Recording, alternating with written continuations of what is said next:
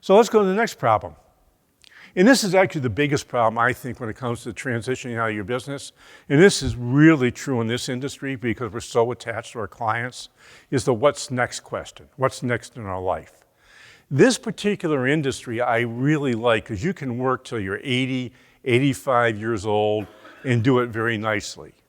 But if you don't have a good answer to what's next, and this is really true for your clients, when they come to you and say, I want to sell my business, here's what I want you to do.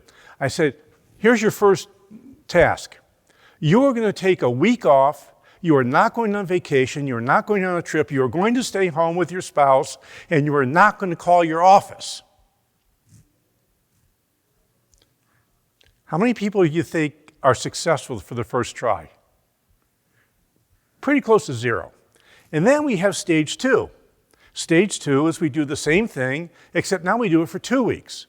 Then we go to stage 3, and we do the same thing, now we have to do it for 3 weeks. And we go to stage 4, and we do it for a month. Can't go on vacation, can't leave, you're gonna hang around the house, and you're gonna see how you and your spouse do, not going to work, not calling the office, seeing the place is going to explode or not, and it usually doesn't. I remember when my father was, I was a teenager, my mother and father would go to Europe for 6 weeks and leave us home alone, which I never could quite figure out, but he did it. That was back in those days. And he never called the office. And you know something, the place always was there when he got back and people were doing their stuff.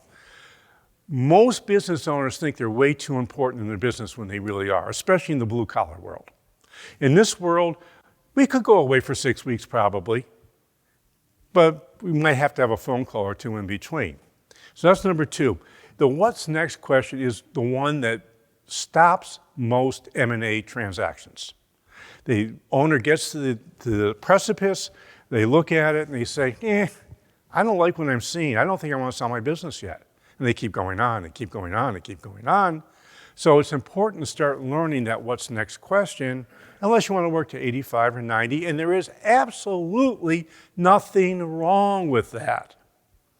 I am so tired of people saying, you got to leave your business at 65 or 70. No, you don't. You know, I'm teaching people who are in their 30s now. I have a thing I call the 100-year project. I have 2 questions around the 100-year project. One, if you're going to live to 100 years old, which you're likely going to do if you're in your 30s, how will you live your life differently? And the next question I ask for business owners is, if your business is going to last for 100 years, how are you going to run your business differently than you do today? So it's kind of a fun question to ask.